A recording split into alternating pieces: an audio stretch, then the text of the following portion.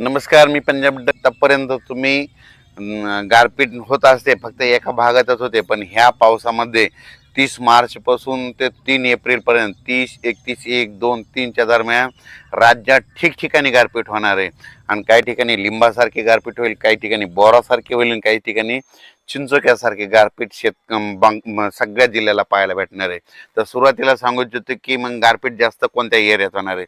तर सुरुवातीला आपण उद्या 30 तारखेपासूनच राज्यात पाऊस सुरू होईल. पण हे पाऊस तुम्हाला सांगू इच्छितो, नंदुरबार जिल्हा झालं, धुळे जिल्हा झालं, नाशिक जिल्हा झालं, जळगाव जिल्हा झालं, त्याच्यानंतर अहिल्यानगर, इकडं संगमनेर तालुका, त्याच्यानंतर मुंबई ठाणे, आपला मुरबाड ते परिसर, पालघर त्या परिसरामध्ये, कोकणपट्टी म्हणजे पालघर पासून ते डायरेक्ट याच्यापर्यंत कुडाळपर्यंत संपूर्ण कोकणपट्टी ह्या परिसरात देखील पाऊस पडणार आहे.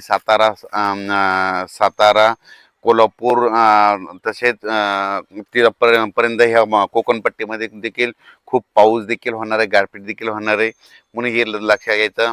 त्याच्यानंतर सांगायचं झालं विदर्भाकडून घेऊत आपण वर्धा, नागपूर, भंडारा, गोंदिया, चंद्रपूर, यवतमाळ, वाशिम, हिंगोली, नांदेड, परभणी, लातूर, धाराशिव, बीड, जालना, संभाजीनगर, अहिल्यानगर, जळगाव, बुलढाणा, अमरावती, अकोला ह्या पट्ट्यात देखील म्हणजे 30 तारखेपासून तर 3 एप्रिल पर्यंत चांगला पावसाळ्यासारखा पाऊस पडेल.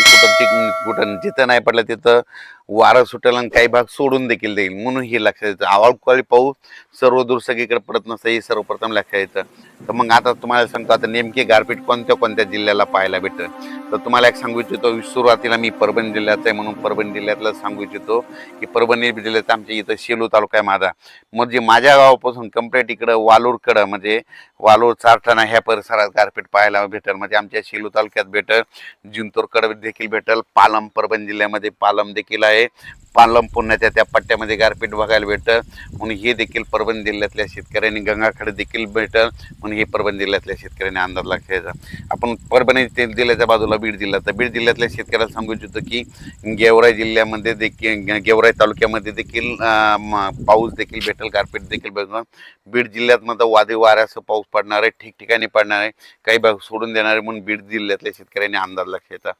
जालना जिल्ह्यात देखील म्हणजे कन्नड, सिल्लोड, भोकरदन त्या पट्ट्यात देखील अजिंठापर्यंत तिकडे देखील काही ठिकाणी खूप सोयगाव त्या परिसरात देखील चांगल्या परिसराचा पाऊस होईल, काही ठिकाणी गारपीट होईल, म्हणून हे देखील सर्व शेतकऱ्यांनी लक्षात घ्यायचं. त्याच्यानंतर संभाजीनगर जिल्ह्यामध्ये देखील वैजापूर, गंगापूर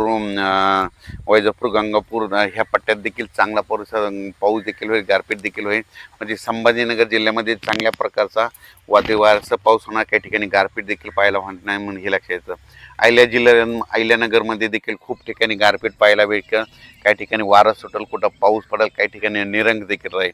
संगमनेर तालुका, त्याच्यानंतर पुणे जिल्ह्यात देखील जिल्ह्यातल्या शेतकऱ्यांना देखील गारपीट पाहायला भेटेल, म्हणून हे देखील पुणे जिल्ह्यातल्या सर्व शेतकऱ्यांनी आपण आपला कांदा असेल, गहू असेल त्याचं काळजी घ्यायची. सातारा जिल्ह्यात देखील गारपीट पाहायला भेटेल.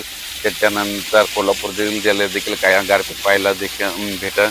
त्याच्यानंतर इकडं बुलढाणा जिल्ह्यात देखील घाटाच्या खाली इकडं म्हणजे सिंदखेड राजाचं त्या परिसरात गारपीट पाहायला भेटेल. त्याच्यानंतर अकोला, अमरावती तिकडल्या जिल्ह्यात देखील गारपीट पाहायला भेटेल, पाऊस देखील पडेल. त्याच्यानंतर वर्ध्याकडं हिंगणघाट त्या परिसरात देखील गारपीट पाहायला भेटेल. त्याच्यानंतर सांगायचं झालं तर इकडं